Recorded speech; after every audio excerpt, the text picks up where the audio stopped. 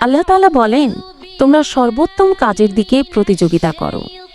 সূরা বাকারা 61। প্রিয় বোনেরা, আল্লাহ সুবহানাহু ওয়া তাআলা আপনাদের হৃদয়ে যে ঈমান ও হিদায়াতের আলো দান করেছেন, সেটিকে আরও দীপ্তিময় করতে হিফজ ও নুরানি শিক্ষার পথে এগিয়ে আসুন।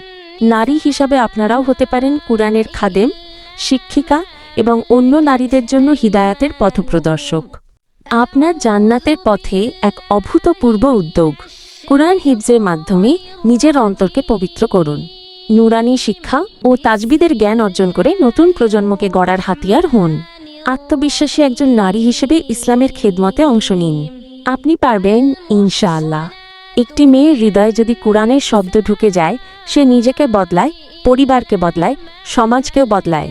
আপনার প্রতিটি চেষ্টাই আল্লাহর নিকট মহামূল্যবান। নারীরাও পারে কুরআনের খেদমতে নেতৃত্ব দিতে।